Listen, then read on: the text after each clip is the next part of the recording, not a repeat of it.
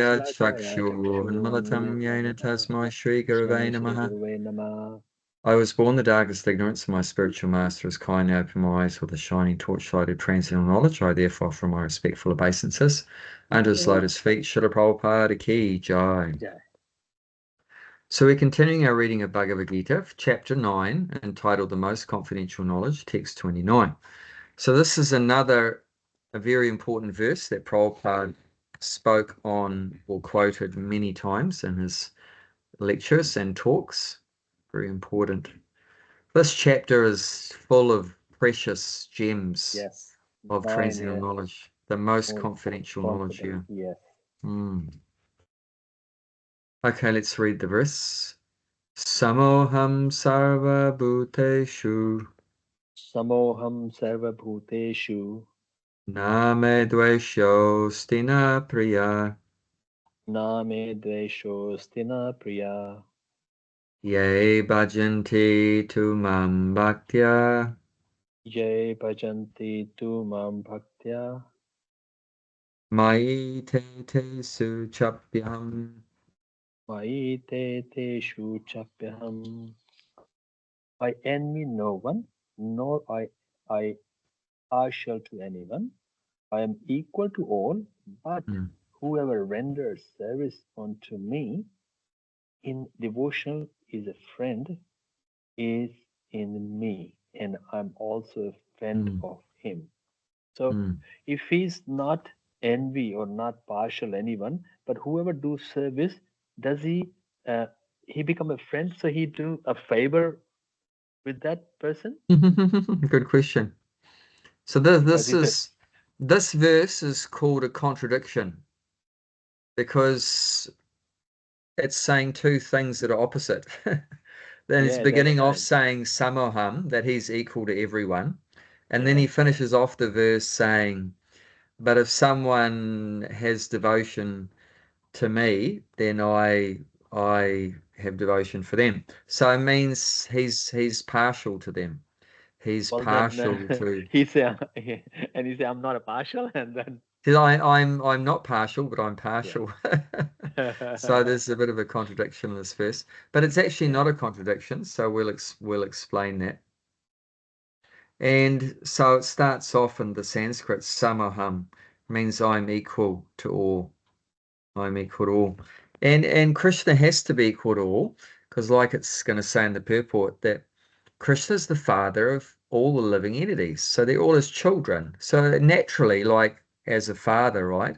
Then you love all your children. If you have 5 children, 10 children, 50 children, 100 children, you're going to love all the children equally. It's not that I like these children, but I hate these children. So it's like that. He's saying I'm equal to everyone. I don't hate anyone, and I'm not especially friend to anyone. So he's very equal to everyone. And that's as in his position as the father of all living entities. That's a fact. He can't be partial, as a parent is. They love all their kids. If one child is handicapped or whatever, he's not going to go and get rid of that kid. I don't like this kid is handicapped like that. This child is very intelligent and like that and strong and everything. This other kid is very dumb and weak. I'm going to get rid of this one. No, it's not going to be like that. A father loves all of his children.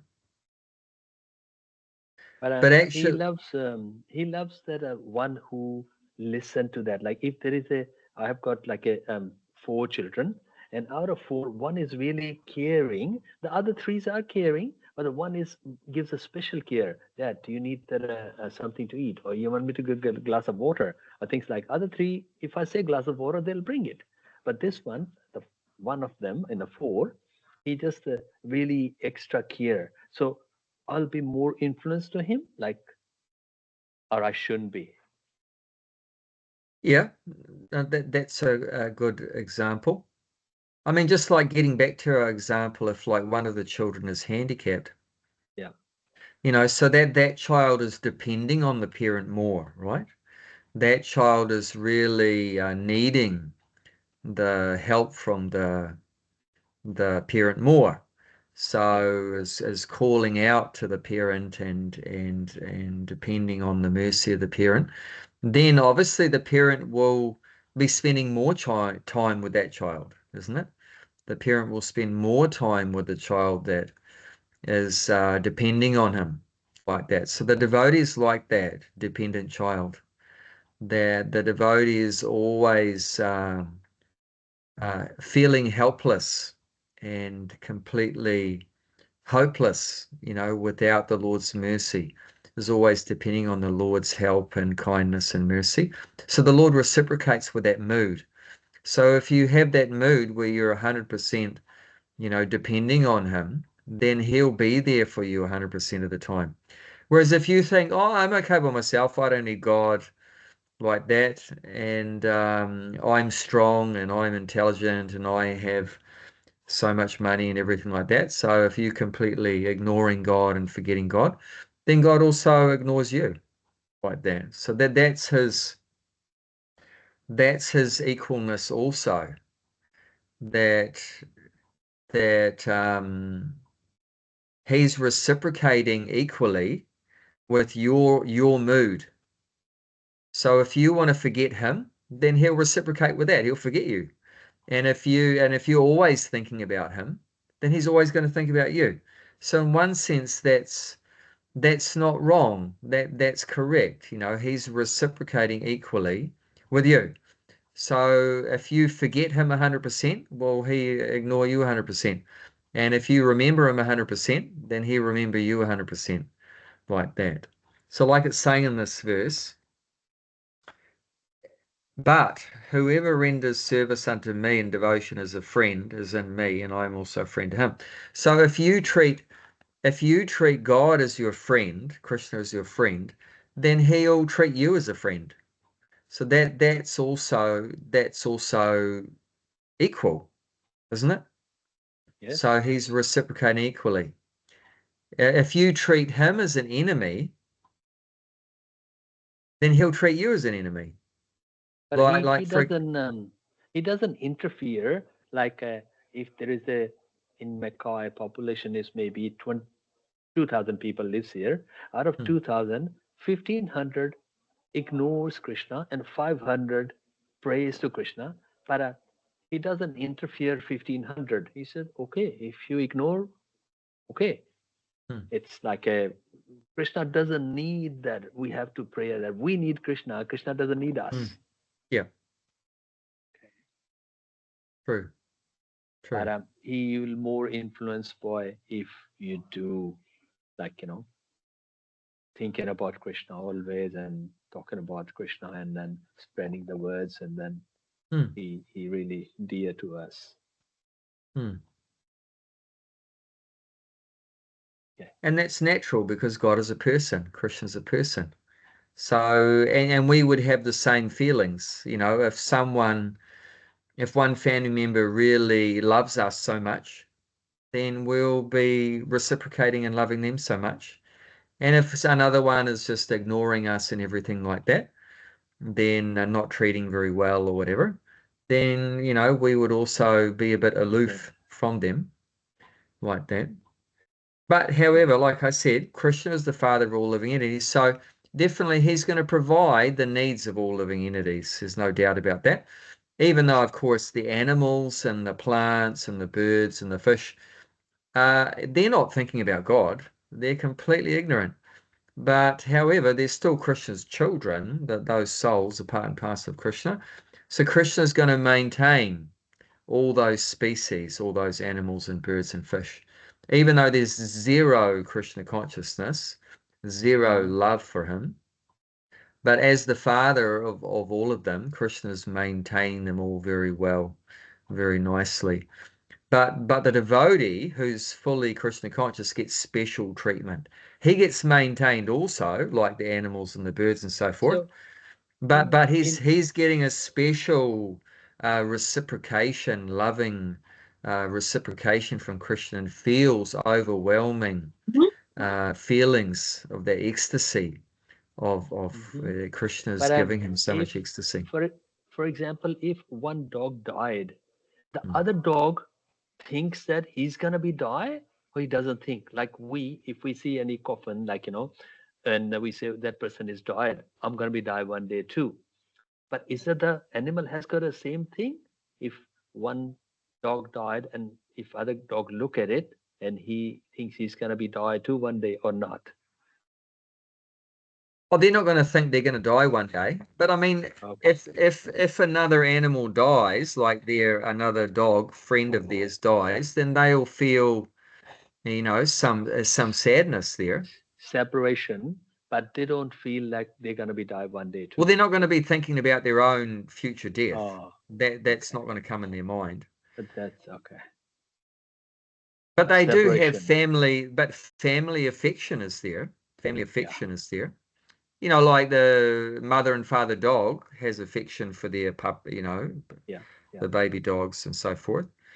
Yeah. And I saw that at Nugakula when one bull died on the farm. Yeah. All the other, 70 cows stopped eating grass at the same time and came over to where Really? that bull's body was being taken by the tractor to be buried. So And they all they, followed it. They all followed the tractor, a whole lineup of cows. And the other bulls that had spent time ploughing the land, with this one that died, they were crying. You could see the tears in their so eyes. they got a feelings.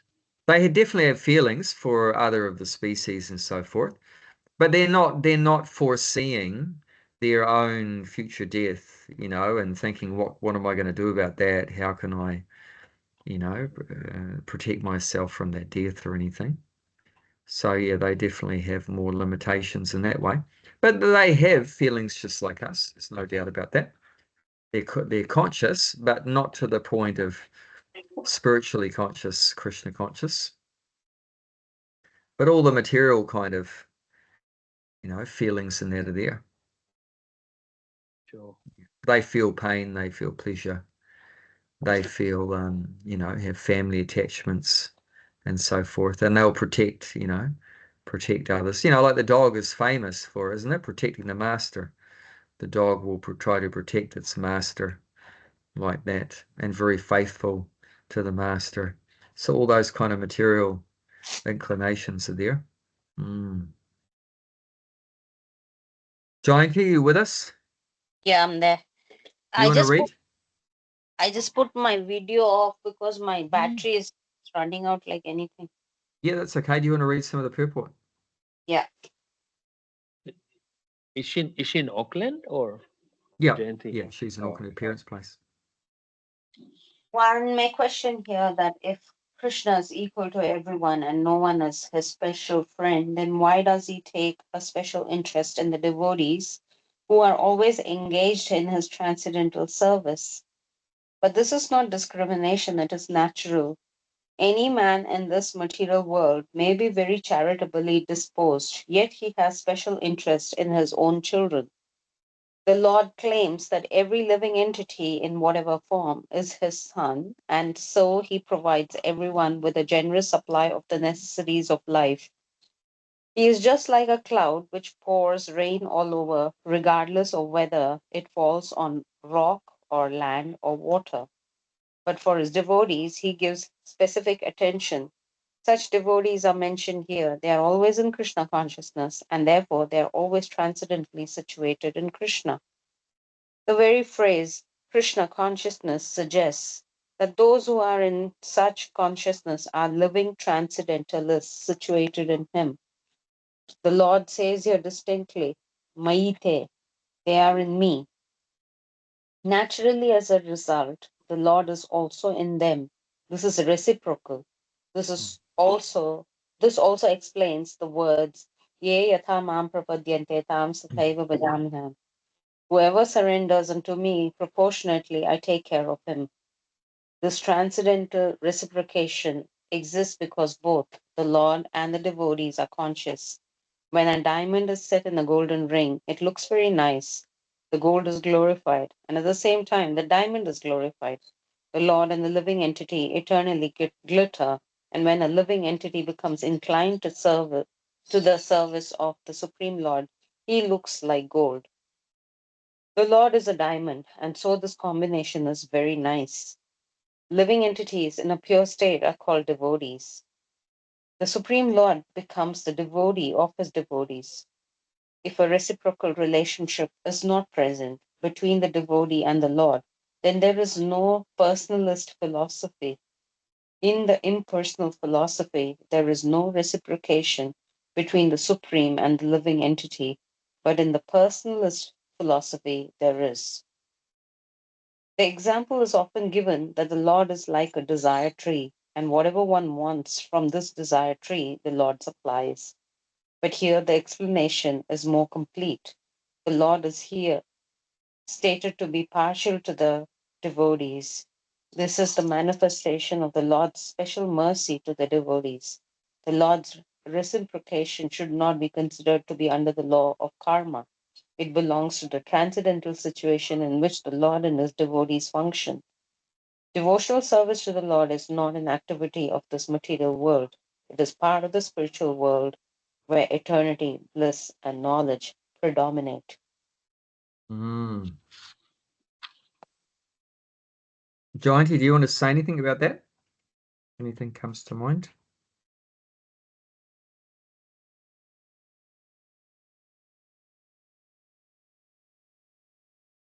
Mm. So, one thing that really struck out was that the Lord's reciprocation should not be considered under the law of karma. So, when you are when you actually have surrendered to Krishna, then the karma if I mean, and you're serving him all through in that mood of completely being dependent on him and just doing what he wants, then there is no karma applicable. So it reminds me of like when they say when you take initiation and the guru takes all the karma away. So at that point of time, you're actually karma free, you know. But of course, because I think we are not fully surrendered, we would still incur karma.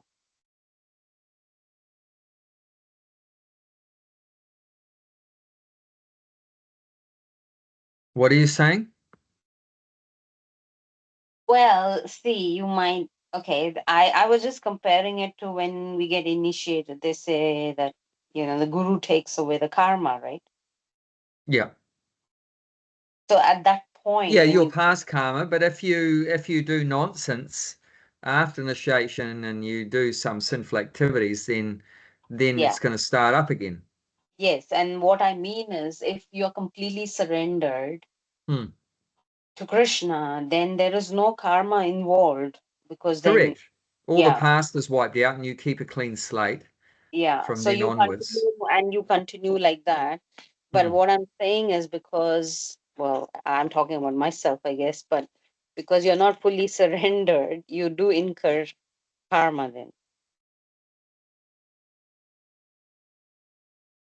No, but once you've taken the Krishna consciousness, then Krishna has special interests, like mentioned in this verse, has special interest in the devotee, and even if the devotee still has some material inclinations, then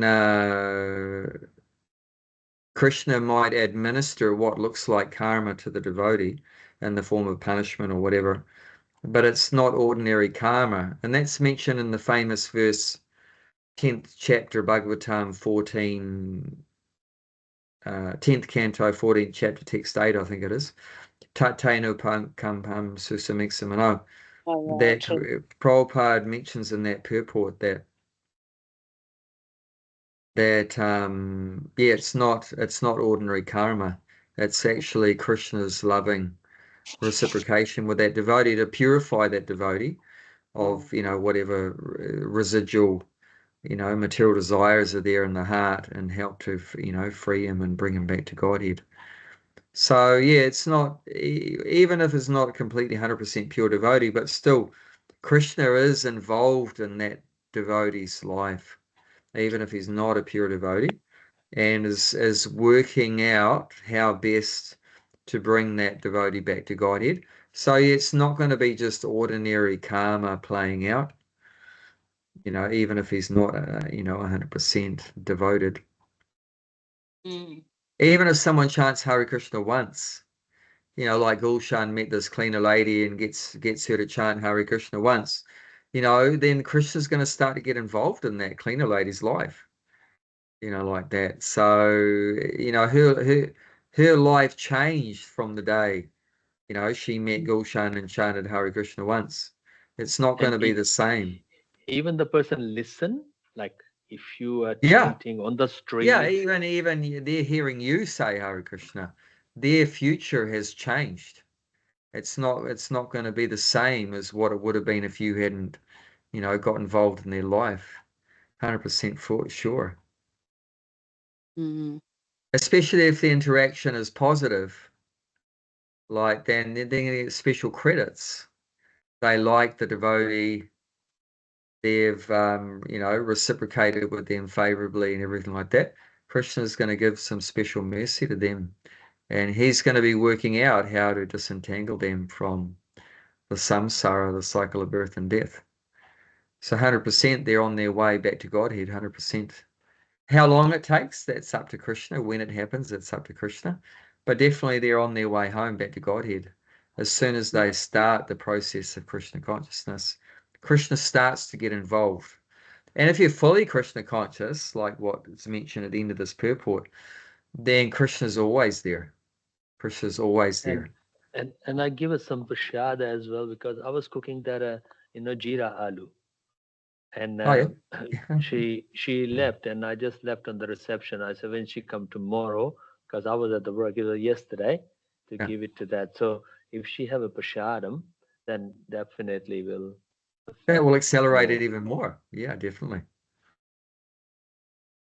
The more people have contact with a devotee, who's, giving them the holy name, giving them prasadam, the philosophy, all these different things, definitely the acceleration will be more and more, like that.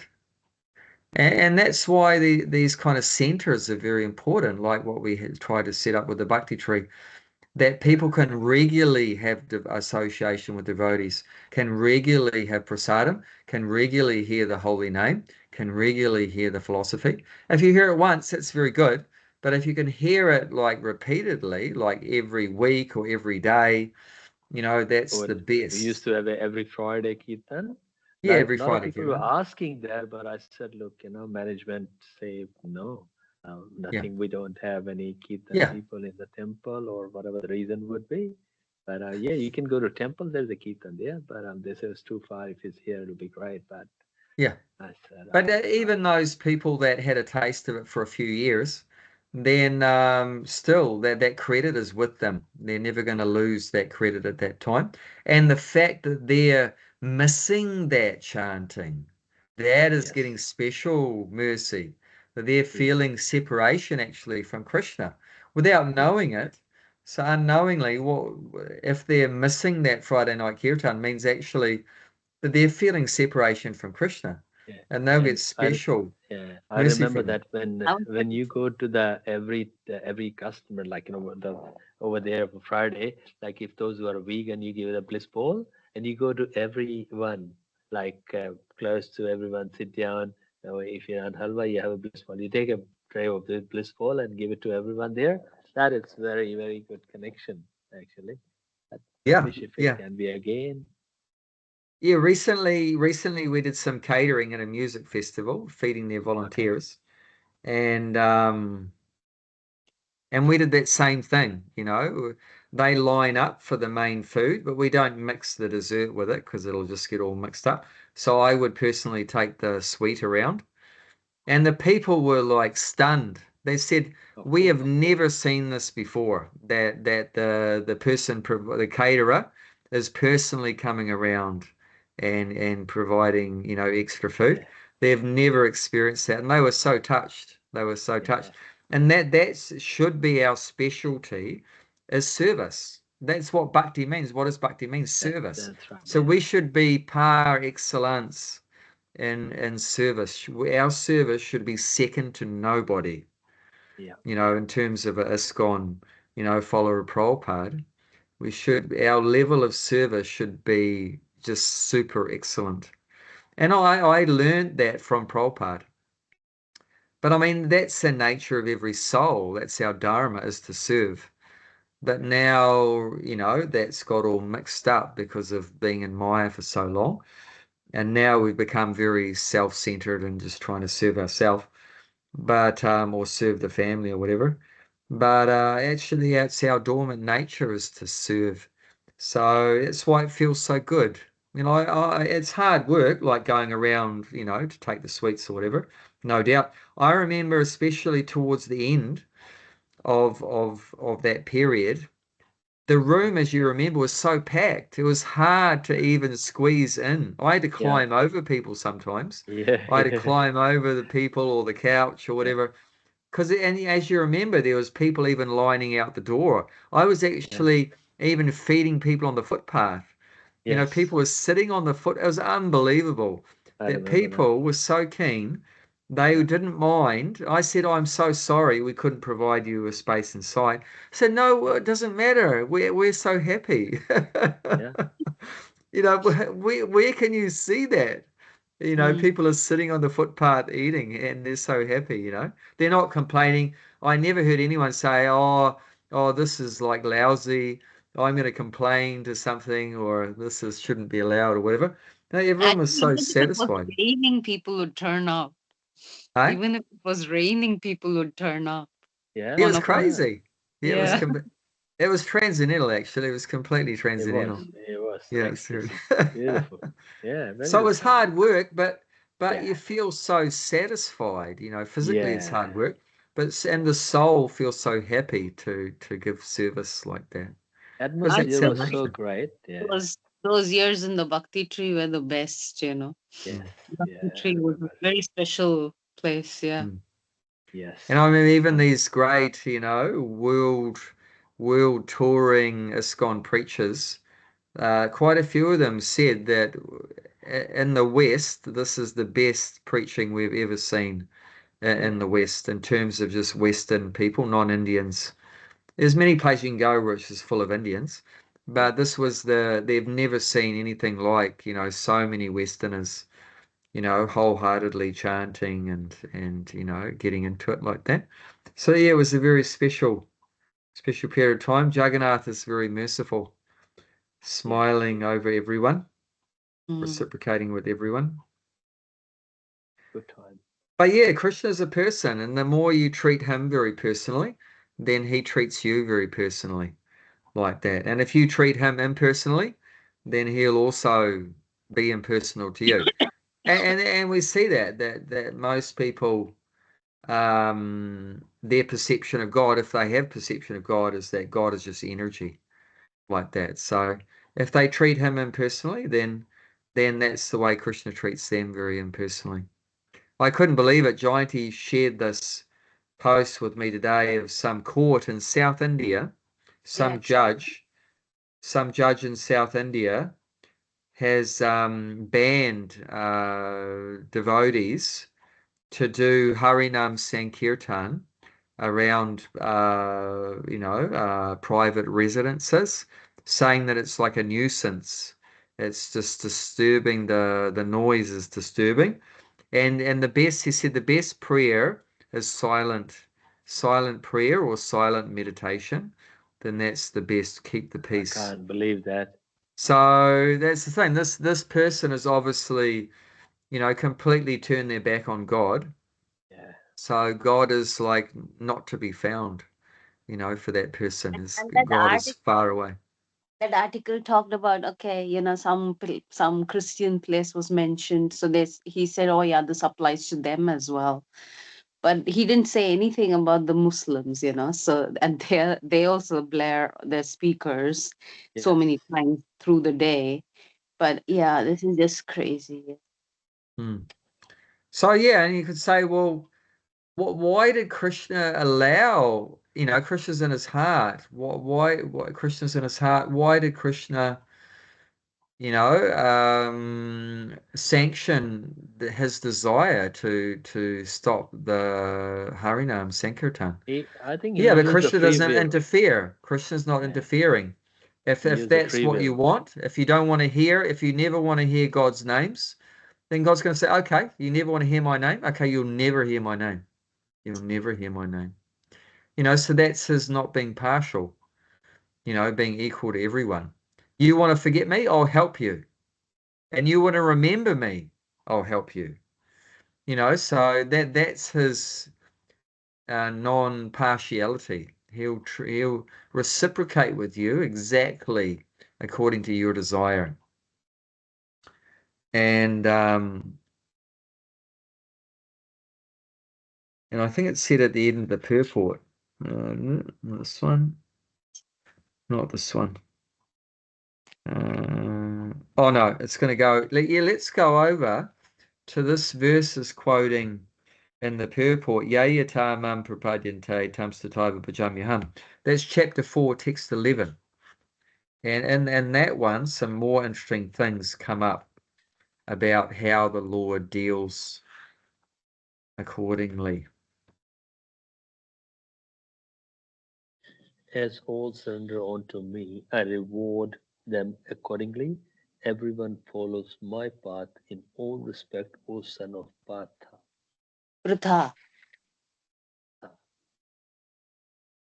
Yeah, Pritha is another name of Kunti. So one of Arjuna's names is Partha.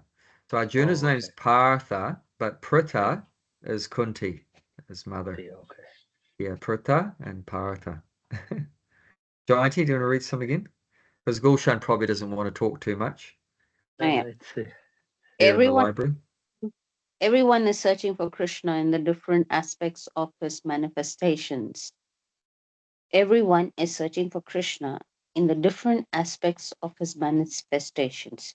Krishna, the Supreme Personality of Godhead, is partially realized in his impersonal Brahmajyoti effulgence and as the all pervading Supersoul dwelling within everything, including the particles of atoms. But Krishna is fully realized only by his pure devotees. So Consequently, that's what it means by different aspects of his manifestations. So there's three different aspects of yeah, God. So one aspect of God is the Brahma Jyoti, the spiritual light, Brahman. Another aspect is the Paramatma, the super soul, and another aspect is Bhagavan, Krishna, Supreme Person. Three aspects. consequently, Krishna is the object of everyone's realization, and thus anyone and everyone is satisfied according to one's desire to have him. In the transcendental world also, Krishna reciprocates with his pure devotees in the transcendental attitude, just as the devotee wants him. One devotee may want Krishna as Supreme Master, another as his personal friend, another as his son, and still another as his lover. Krishna rewards all the devotees equally according to their different intensities of love for him. Hey, actually, this reminds me of that devotee who wanted to see Jagannath as Ganesha. Mm. Yeah. So he was actually a Ganesha bhakta, right? Mm. And then he wanted to see Jagannath as Ganesha. Yeah. So would that then mean that, I mean, in one way you can say that as parts and parcels of him, Ganesha is also part and parcel of Krishna. Of course. So but We not can it you not be you are also Krishna. I'm also Krishna. Gulshan is Krishna. Everyone is Krishna. Means not the full Krishna, but we're all part of Krishna.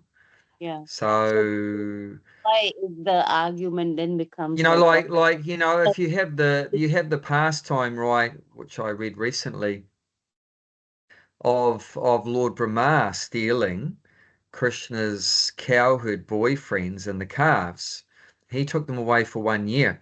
So for that, when Krishna was very afraid to go back home to Vrindavan without all of his mates and calves. Well, how is he going to explain that, to all the families that, sorry, your kid's not coming home.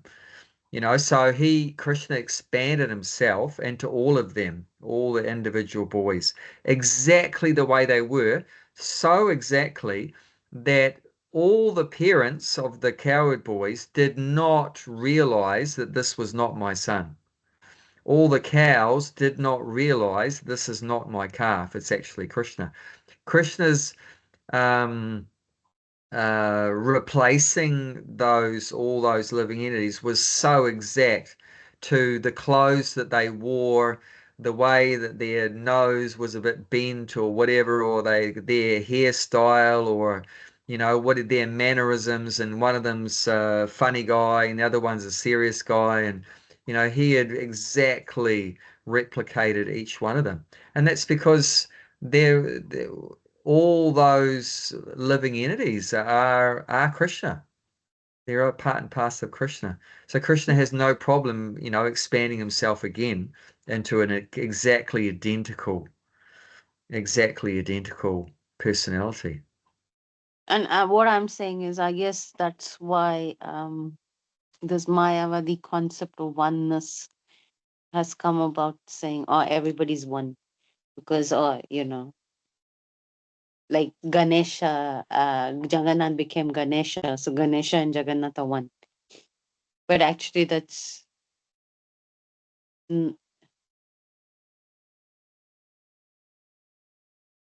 Yeah, but see, can Krishna is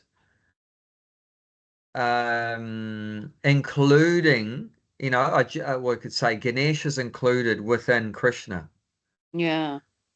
But Krishna is not included within us. Yeah. You know what I'm saying? So all the parts are included within the whole, but the whole is not in the part. You know what I'm saying? But it That's is same as the example of the four. Four is the car. they are in the part. Bhagwan is in the part as Paramatma. But Prabhupada gave that example a little while ago with Ford. We read that somewhere. That is saying the car is Ford, but Ford is not the car. Yeah. That's the example Prabhupada gave. Yeah, but I'm just trying to understand how to, because this is a very common Mayavada understanding and Mayavada debate. Yeah. The Yeah. impersonalists will talk like this.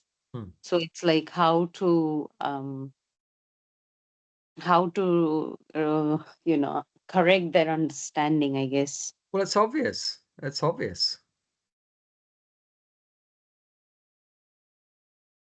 Like the Mayavadis, one of the things they say is Daridra Narayan. That the poor man is Narayan, right? Daridra means poor. So poor Narayan. But Prabhupada said Narayan is not poor. Narayan is not poor. He's served by, hundreds of thousands of Lakshmis, goddess of fortune. How can Narayan be poor? So he said this is complete nonsense. Complete nonsense. So this all the poor people, yeah, they're part of God. They're energies of God, but they're not God. They're not the whole God, though. They're not the full God. Like I've been studying, Krishna's qualities, and one of Krishna's qualities is Sarvagya, means he knows everything. So do we know everything? Oh. No, so we're not. How can we be God? One of his qualities is ever youthful. So he never gets old. Are we ever youthful? Now, why have I got grey hair? The hair is becoming grey. So and wrinkles and so forth. So, and I need glasses to see. I'm getting old. you know, so obviously we're not God. And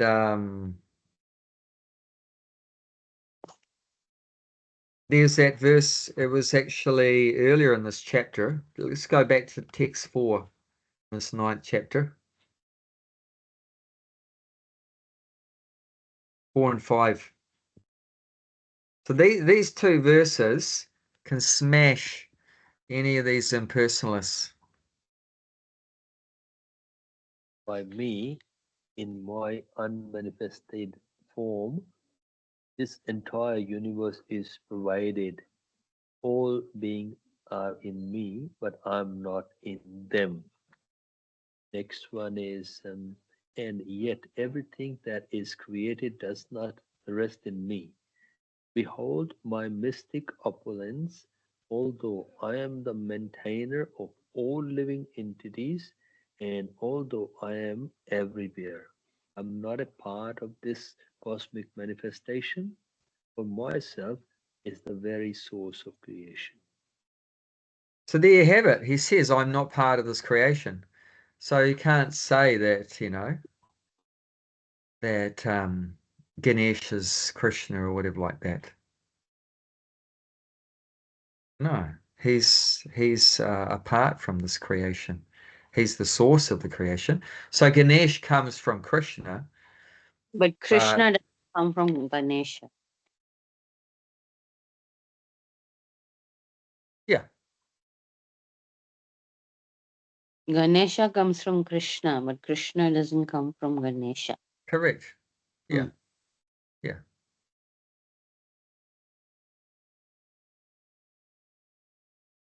Okay.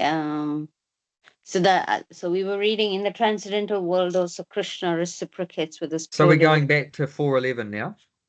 Yeah. Yeah. In the transcendental world also Krishna reciprocates with his pure devotees in the transcendental attitude, just as the devotee wants him. One devotee may want Krishna as Supreme Master, another as his personal friend, another as his son, and still another as his lover. Krishna rewards all the devotees equally according to their different intensities of love for him. In the material world, the same reciprocations of feelings are there, and they are equally exchanged by the Lord with the different types of worshippers. The pure devotees, both here and in the transcendental abode, associate with him in person and are able to render personal service to the Lord and thus derive transcendental bliss in his loving service. As for those who are impersonalists and who want to commit spiritual suicide by annihilating the individual existence of the living entity, Krishna helps also by absorbing them into his effulgence. Such impersonalists do not agree to accept the eternal blissful personality of Godhead. Consequently, they cannot relish the bliss of transcendental personal service to the Lord, having extinguished their individuality. Some of them who are not firmly situated even in the impersonal existence return to this material field to exhibit their dormant desires for activities. They are not admitted into the spiritual planets, but they are again given a chance to act on the material planets. For those who are fruitive workers, the Lord awards the desired results of their prescribed duties as the Yagneshwara, and those who are yogis seeking mystic powers are awarded such powers. In other words, everyone is dependent for success upon his mercy alone, and all kinds of spiritual processes are but different degrees of success on the same path. Unless, therefore, one comes to the highest perfection of Krishna consciousness, all attempts remain imperfect, as is stated in the Srimad Bhagavatam. Akama sarva kamo va moksha kama udaradhi tivrena bhakti yogena yajeta purusham param.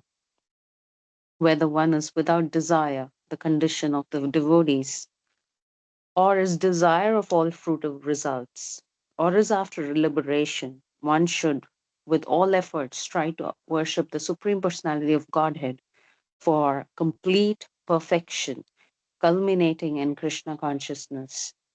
Prabhupada has so beautifully chosen all his words in these purports, Mm, yeah. Words are so loaded with so much meaning. That's the fact. If we could fully realize even one word or one sentence from these purports, we'd become a pure devotee. Yeah. So whatever we desire, it's being fulfilled by Krishna. That's what Prabhupada's pointing out here, saying even a materialistic person, which is in here it's called a fruitive worker, that Krishna's giving them, he's awarding the results of their material desires. He's fulfilling their material desires. So someone that wants to become rich and famous, or successful businessman or whatever like that, or someone wants to go to heaven or something like that, then ultimately it's Krishna is fulfilling their desires. And it's mentioned there, if a yogi wants mystic powers, it's Krishna that gives him the mystic powers. And it's mentioned if someone wants to merge with the spiritual light, it's Krishna who fulfills his desire to merge. And then it's mentioned if someone has a desire to be his devotee in a particular relationship, then Krishna fulfills that desire.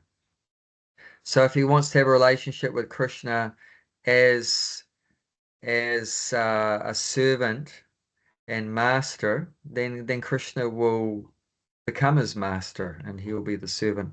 And if the devotee wants to be his friend, then he'll be a friend to the devotee, like mentioned in this verse today, a friend. That he is a friend. He treats me as a friend, and I treat him as a friend. And then if the devotee has a desire, I want Krishna to be my child, then Krishna will fulfill that desire, and Krishna will become the child. And then if the devotee wants Krishna to be my lover, then Krishna will be their lover. So exactly whatever the devotee, the soul desires, Krishna reciprocates exactly according to that desire. So Krishna is also said to be a wish-fulfilling desire tree, Kalpavriksha, that he fulfills all desires. And there's one verse in the Bhagavatam that says, and that's relates to what Jayanti was just talking about, Jagannath appearing as Ganesh. This particular verse says that on whatever form my devotee meditates on, I manifest in that form. So, like for example, that Prahlad is meditating on Nrsimhadev, so he's in that form. Another like Hanuman is meditating on Ram, so he appears in that way. So some are meditating on Narayan, so he'll appear in that way. And so whatever form the devotee wants to worship, Krishna will manifest to them in that particular form. And that just shows how personal Krishna is. He just reciprocates exactly as to how we want to serve him. Whatever way you want to serve, he'll fulfill your desire just to the minute detail. You'll get exactly what you want. Exactly what you want is so personal. And therefore, anyone that comes to full Krishna consciousness, they'll never have a desire to serve any other form other than Krishna. Once they realize that Krishna is the most personal personality that exists, then they'll never desire to serve or surrender to anybody else.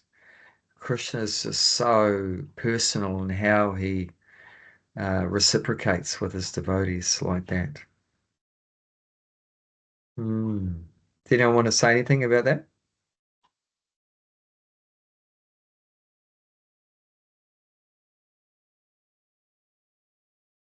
I've been reading this book, I've mentioned it, called Brihad Bhagavatamrita, and there's this boy, Gopakumar, who was born in Govardhan in Vrindavan on this earth.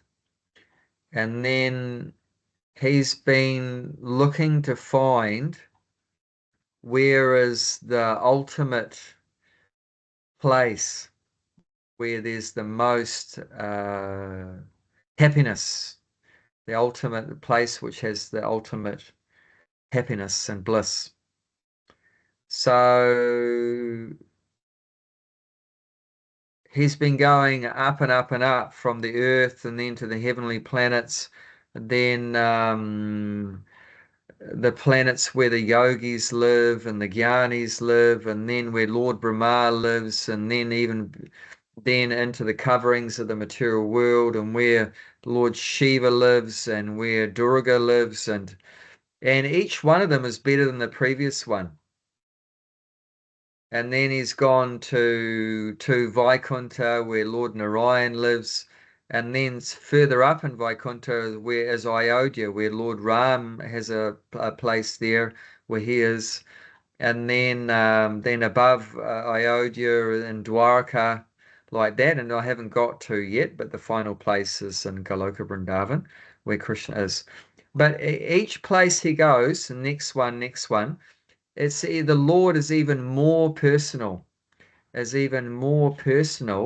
with him than the previous place. So it just gets more and more better the more you get closer to Krishna.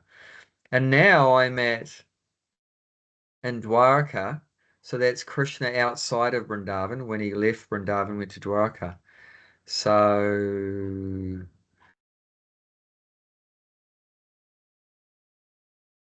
the mood there is a bit more formal, a bit more awe and reverence than Vrindavan.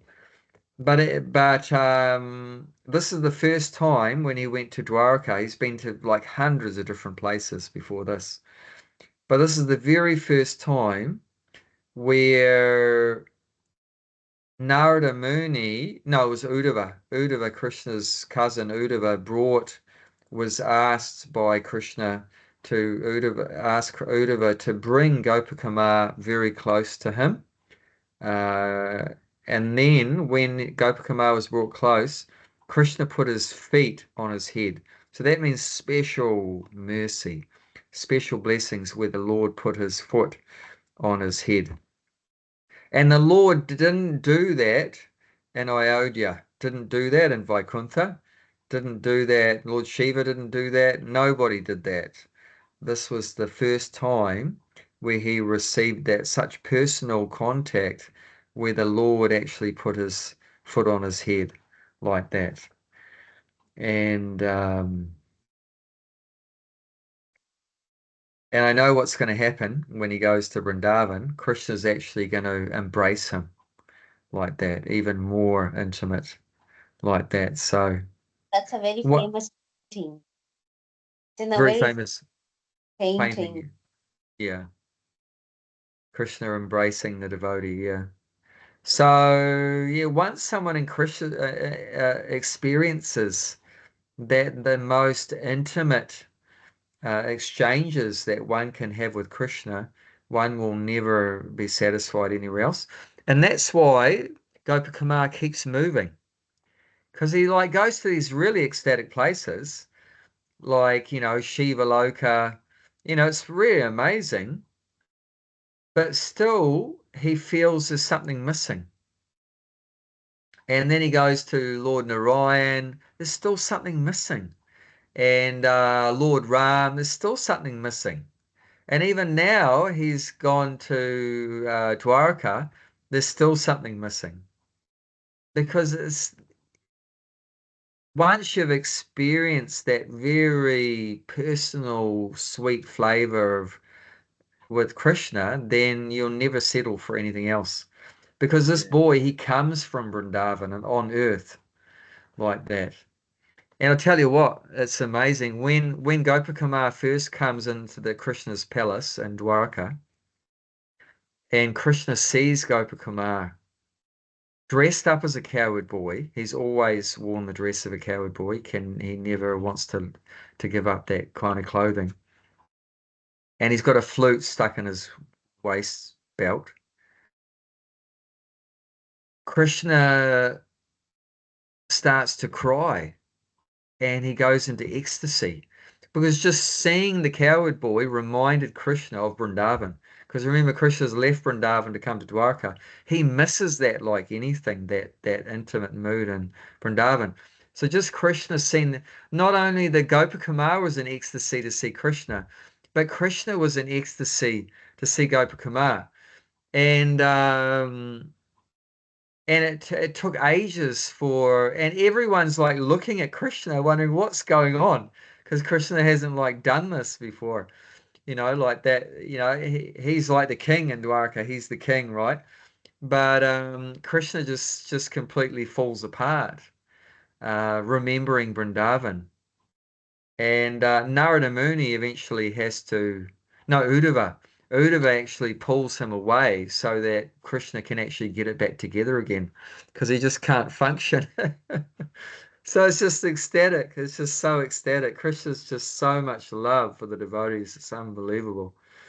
And Krishna pulls the flute out of his waist belt just to remember, because Krishna was always playing the flute before, and in Dwaraka, he's not playing the flute anymore.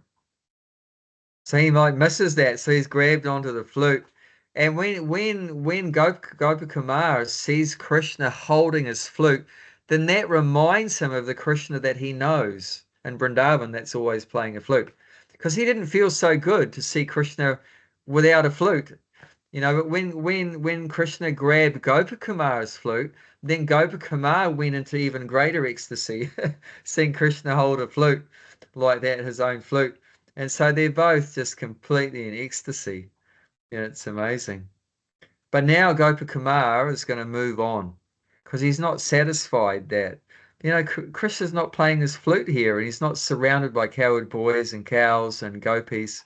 He's surrounded by kings and princes and soldiers and in a big palace and like that. He's not surrounded by the forests of Vrindavan, the peacocks and the cows and everything.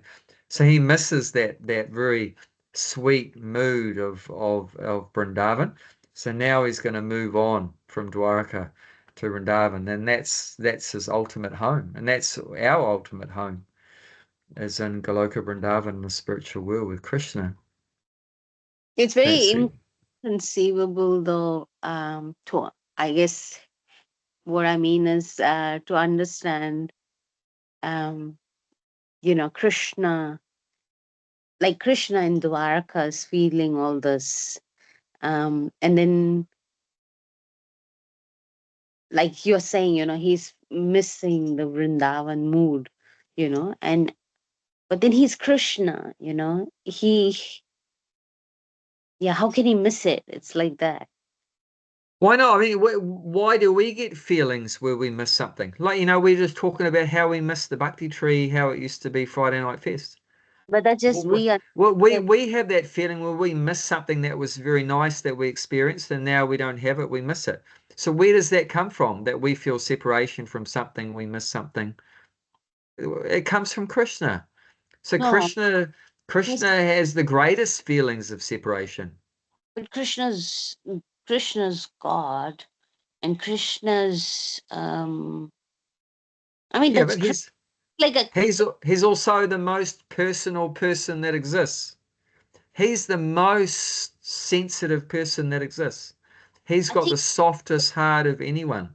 I think I answered my own question. That Brahma Samhita verse is there.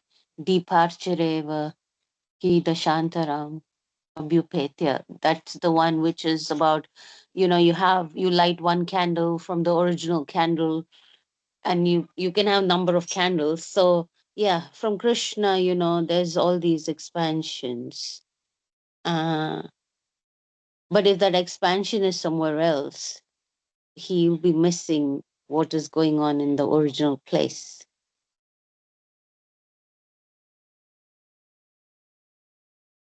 Because the candles are all different, but they are same. I mean, in one way, they're all the same, but still, it's not the original candle. So if you move one candle away and put it somewhere else, it's going to miss what's going on in the other room, for instance. Did you understand what I'm saying? Yeah, but these feelings of separation that Krishna experiences is another kind of ecstasy. It's another kind of ecstasy. So Krishna, he's a supreme enjoyer. So this is how he enjoys, is through tasting these different flavors. And there's two different kind of relationships. It's called sambhoga, which is when you meet with someone that you love. It's called sambhoga. And then when you're in separation from someone you love, that's called vipralambha seva.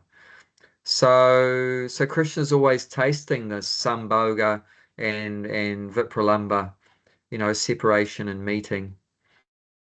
And that's the whole thing with Rath Yatra, right? That what is Rath Yatra? What's the meaning of Rath Yatra? It's that Krishna and Balaram and Subhadra have come from Dwarka and they're going to Kurukshetra. And who are they meeting at Kurukshetra? All the Brajvasis have come from Vrindavan to Kurukshetra, and this is during an eclipse. That's why they all left their places, because during the eclipse, they want to go to some, auspicious holy place, which Kurukshetra is a famous holy place, Dharma, etc., and religious place. So they're all meeting up there. And that's such an ecstatic mood, actually, that the Rath Yatra represents, where Krishna, who's been feeling separation from the Vrajvasis, and the Vrajvasis who've been feeling separation from Krishna, they're meeting Sambhoga after all that separation. And that's really intense feelings like that. And that was the mood of Lord Chaitanya. And Lord Chaitanya, every year, he would participate in the Rath Yatra in Jagannath Puri, because he was living when he took sannyas, living in Jagannath Puri, except when he traveled around India. But he was living there, and every year he would go to Rath Yatra, and he would be pulling the Rath cart. So what was that mood he was feeling? He was in the mood of Radharani, and Radharani is trying to bring Krishna back to Vrindavan.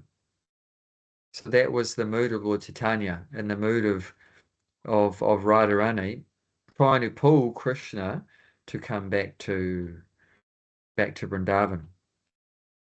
She was happy to see Krishna in Kurukshetra, but she wasn't happy with the place.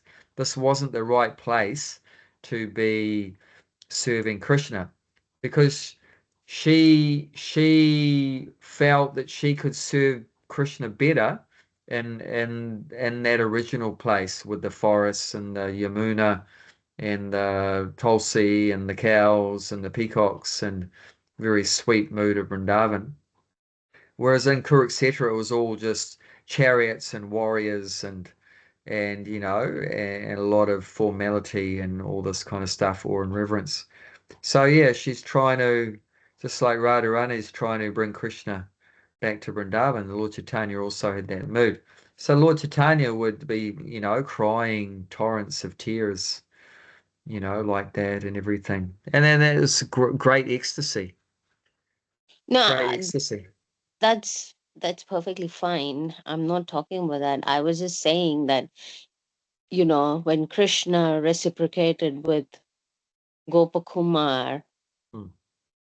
in Dwarka, when he's missing, but Krishna's one. I mean, Krishna's one in the sense he's also gone to Dwarka, and he's also, but at the same time he's in Vrindavan too, while he's in the Dwarka, right?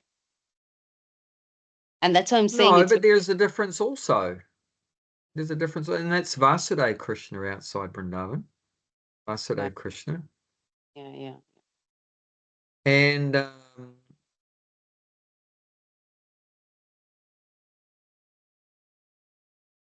how is it sometimes that Balaram doesn't know what Krishna's up to? Because Balaram is also a first expansion of Krishna. So how is that? So there is a difference. In one sense, you could say Krishna and Balaram are the same, but in another sense, you could say no, there is a difference. They are different personalities. It's not all just one same person in one sense. In terms of the tattva, or the, philosophy, yes, they're one. But in terms of pastimes, they're different. Yeah. In terms of pastimes, in terms of the rasa, then there's difference there. Balaram's not thinking he's God. You know what Balaram thinks? Balaram's God, right? In terms of tattva, he's God, Vishnu tattva. But what is Balaram thinking that he's God? What is Balaram thinking? He's thinking he's the elder brother of Krishna. He's the older brother. He's thinking he's a servant of Krishna. Yeah. Yeah. He might be the elder brother, but his only desire is to serve Krishna. And that's why Balaram expands himself to become Krishna's shoes, Krishna's bed. Actually, the whole of Vrindavan, what Krishna walks on, the whole of Vrindavan, all the trees and all the paraphernalia and everything like that, that's a expansion of Balaram. So Balaram's always thinking how to serve Krishna. He's never thinking, I'm Krishna. No. If I is thinking I'm Krishna, then the service is not going to be there. So he's thinking I'm the servant of Krishna. So there is a difference in the personalities. And even like in going back to Dwarka, one Brahmana, every time his child was born, it would mysteriously disappear. And then the Brahmana complained to King Ugrasen, what's going on? You're a bloody useless king. You can't protect my children. Well, then Arjuna heard that and he said, oh, if Ugrasen can't do anything about it, he's old now or whatever like that, then I'm Arjuna, the holder of the Gandiva bow. I'll protect your children. And he said, if I don't, then I'll enter into the fire. Basically, I'll kill myself. So Krishna said, oh, that wasn't very good of you to say that. It's a bit of a risk. What if you can't protect the kids? Then Krishna was afraid that his dear devotee Arjuna, dear friend, would die. So Arjuna said, you just call me when your wife's about to give birth, and I'll come and protect. And then that time came. And Arjuna put so many arrows as like a protective covering over the whole house of the Brahmana. Said you couldn't even put your finger in between two arrows. Arjuna just covered the whole place with a dome of arrows. So then he thought, oh, no one's going to get in there and take the kid. So then the child cried, wah, wah, wah, and then poof, disappeared. So Arjuna was so depressed and he lit a fire and he was going to jump in it. And Krishna said, no, don't do that. And we'll go and find the kids. We'll go and find the missing kids. So Krishna got his chariot and the driver, Daruka, took them with the 4 horses. He's got these 4, spiritual horses, Megapuspa and so forth. And then they took off and they went all over the universe. Where's these kids? Where's these? They couldn't find them. Then they went through the coverings of these 8 coverings of the universe, couldn't find them. Went on the other side, the Brahmajyoti, the spiritual light, and then there's Mahavishnu was there. So they went to Mahavishnu, and Mahavishnu had the kids. Mahavishnu had taken the kids. Now, Mahavishnu is God. He's an expansion of Krishna. Yeah. So why had Mahavishnu taken the kids? Because he wanted to see Krishna, but he is in one sense Krishna. Why would Krishna want to see Krishna? But no, so there's actually a difference there. There is some difference between Mahavishnu and Krishna. So Mahavishnu was really hanging out, he had a strong hankering, a strong desire. I want to see Krishna's so beautiful. let me see him. And he couldn't go to Dwarka. He couldn't go to Dwarka. He wouldn't fit. I mean, his whole universe has come out of his skin pores. So he couldn't go to Dwarka. So he wanted Krishna to come to him. But he can't just say, hey, Krishna, come here, because Krishna's his boss, right? So he can't tell Krishna to come, but he knew through Arjuna he could force Krishna to come, and he just wanted to see Krishna. So yeah, it's very personal. They're all unique personalities, Rama, Narasimha, Varaha, Kurma, Lord Narayan. They all have their unique special traits and everything like that, slight differences. I think it's very easy to understand the differences between Rama, Narasimha, like that. But yeah, when you say Krishna and Dwarka and Krishna, and that's why I said, it's quite inconceivable. But you explained it very well. I understand now. Well, even when Brahma stole the calves and the cows, Balaram didn't know. He didn't know. Balaram actually was at home that day. He hadn't gone to the pastures. He hadn't gone to the pastures. So he didn't know that all those boys and the calves were actually Krishna's expansions and that they were stolen by Lord Brahma. But there's many other pastimes also where Balaram didn't realize what's going on, because Krishna's mystic power is even more higher than Balaram's mystic power. So even Balaram was covered by Krishna's mystic power. So yeah, there is differences there, even though in one sense, like I said, philosophically they're the same. But in terms of pastimes, they're different. There's varieties there. And yeah, it's fascinating. Anyway, our time's up, unfortunately. Gulshan, you want to say anything? Yeah. No. I was just listening that. It's a deep, intense knowledge. Wonderful. Great. Good to see you. And even what I'm reading in Brihad Bhagavatamrita, even Sanatana Goswami, who's writing it, he says himself that you can't explain these places in Vaikuntha in the spiritual world, and the relationships between the Lord and his devotees in words. You can't convey what's going on there, and it's beyond words. It's beyond description. Beyond words. He said, you just have to go there. And there's sometimes Prabhupada would also say the same thing. Like a devotee asked Prabhupada, in the spiritual world, what happens when you eat the food? Because the food is also like a living entity, a devotee. The food that, the apple, you eat an apple in the spiritual world, that apple is actually a conscious devotee. It's not just a material apple. There's no matter in the spiritual world. So he says, the devotee said to Prabhupada, what happens to the food once you eat it? What happens to it? And Prabhupada said, you'll have to go there to find out. So there's some things you can't explain, in words. Yes. Inconceivable. It's better than we can possibly imagine. It's far, far better than what we can imagine. And Gopakumar in the book is trying to explain it to a friend of his on the earth, what happened to him. And he says, I can't explain it. It's beyond description. Yeah. It's just so ecstatic, beyond anything we've ever experienced. I mean, you can only talk about something within our experience. How can you talk about something that we have no experience of? I mean, we can talk about the sun because we've seen it. Yeah. We can talk about a fish or a horse or a cow because we've seen it. How can you talk about something that's never been seen before? No.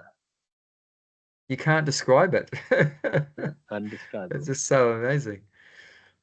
Yeah. I mean, even like some of these forms have thousands of heads and thousands of arms. Yeah, How can yeah. you imagine that? We've never seen that before. No, that's right. How do all the arms fit on the shoulders and stuff? How do the heads all fit on the neck? You Only you have can't to go there and understand. experience it. Yeah, only you have to Yeah, go it's there and beyond experience our comprehension. it. It's exciting. We should be looking forward to Yeah. going to Vaikuntha. If we do. Yeah, I don't, yeah. oh, because only if we have this extreme desire to actually go there, or Yeah. and for that means you have to give up this body in the first place. Yeah. Only then you can go there. No, That's no, right. but you develop the desire right now by hearing about it, So you're not hearing everything. Like I say, some stuff you can't understand, but there is a lot of stuff that can be spoken about. I mean, what I've been reading is 3,000 page books, nearly 1,000 pages each. So that's like 3,000 pages all about it. So you can be hearing about it. And I'm more excited now about going back to Godhead than I was before I read the books. So it definitely works. It definitely works. Although I don't understand everything, of course, because you can't. But even what I can understand has made me more excited about going there. Just hearing about how personal and loving Krishna is reciprocating with his devotees. Man, it's so ecstatic. So ecstatic. So definitely it works. We got to hear. We got to be hearing more about the spiritual world. I think more about this now since you asked me to read those few pages when he went to Vaikuntha, about Mm. how. It's Um, like Gulshan has heard about this island off the top of Australia. Now he's excited about going there because he's heard about it. Same principle. yeah. What is it called again? What's it called? It's called a Thursday Island, Thursday Island. Yeah, so which it's is dry between Thursday. Wednesday and Friday Island. Yeah, yeah. Oh, I think is So, that where that Thursday plantation comes from?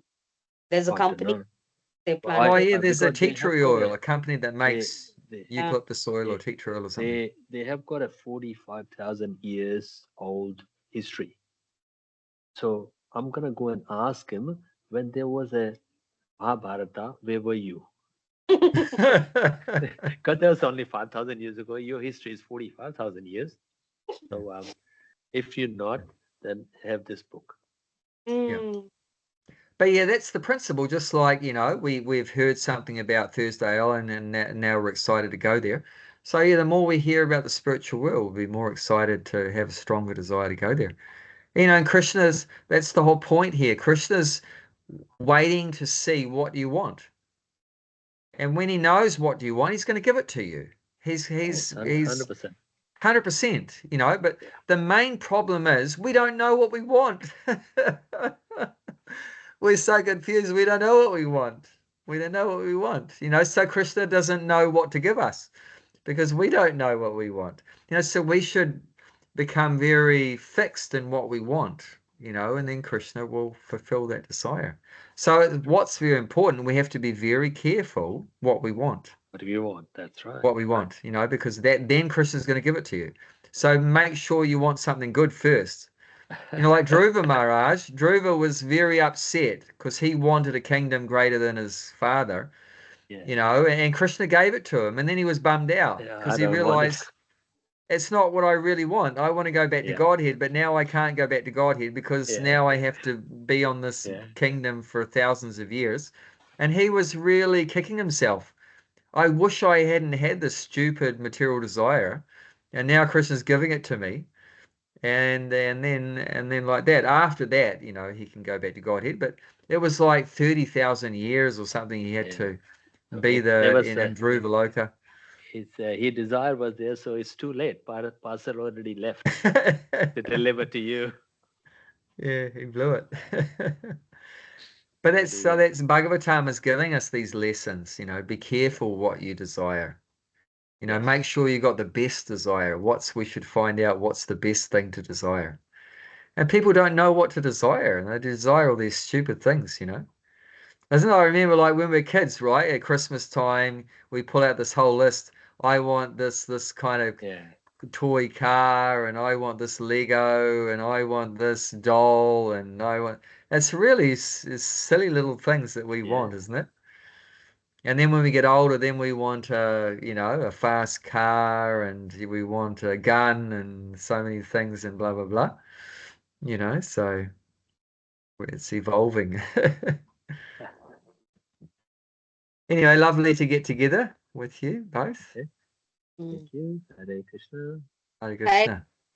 How- All the best. All the best with your new work and everything. It sounds like things are going really well, and you're meeting Yeah. people and helping them Yeah. and Krishna right. consciousness. That's That's great. right.